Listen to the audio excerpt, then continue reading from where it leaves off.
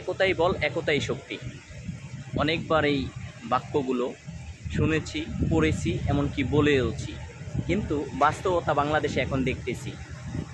এই যে 2024-এ এসে বিভিন্ন রকম সমস্যা, দেন হলো স্বৈরাচার পতন, সব কিছুকে আমরা বা সব কিছু শেষে আমরা যখন একত্রিতভাবে সকলে কাঁধে কাঁধ মিলিয়ে দেশ সংস্কার, দেন হলো ট্রাফিকের কাজ, দেন হলো পরিষ্কার পরিচ্ছন্নতা, এখন আবার এই যে বন্যায় কবলিত আমাদের বন্ধু, যাদেরকে আমরা বন্ধু বলে থাকি, ইন্ডিয়ার সেই দাদাদের, তারা বন্ধুর হয়তো সমর্থক অর্থ তারা বুঝে না বা বুঝতেও চায় না কখনো। তারা সবসময় আমাদের উপরে আর কি অবহেলিতভাবে অবহেলা করে। পানি টানি, যখন আমাদের পানি প্রয়োজন তখন দেয় না, যখন প্রয়োজন না তখন দিয়ে দেয়। যাই হোক,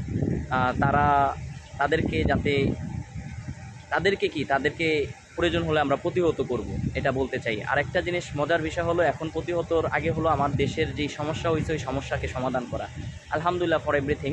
প্রত্যেকটা স্থান থেকে সবাই কাঁধে কাঁধ মিলিয়ে যে কোনো স্থানের দেশের সমস্যা হলে সবাই একত্রিত ঝাঁপিয়ে পড়ে।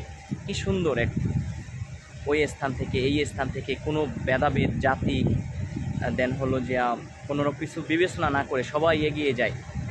এভাবেই এগিয়ে যাবে আগামীর বাংলাদেশ, এভাবেই এগিয়ে যাবে বাংলাদেশ ইনশাআল্লাহ।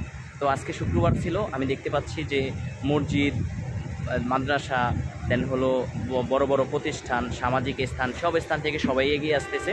তো সকল ভেদাভেদ ভুলে সকলকে বলবো যে আপনারা দেশের যেই স্থানে স্থানে বন্যা কবলিত আছে তাদের পাশে এগিয়ে যান। আমরা আমাদের স্থান থেকে যাতে কোনো রকম কেউ কমতি না করি, যে যার যার স্থান থেকে যাতে সাহায্যের হাত, সহযোগিতার হাত, যেমন যে কোনো বুদ্ধি পরামর্শ যেভাবে হোক, দেশের স্বার্থে, দশের স্বার্থে বন্যায় যারা কবলিত তাদের পাশে থাকতে পারি, এই কামনা করি। সবাই এগিয়ে আসুন, অনেক দূর এগিয়ে যাবে আগামীর বাংলাদেশ ইনশাআল্লাহ।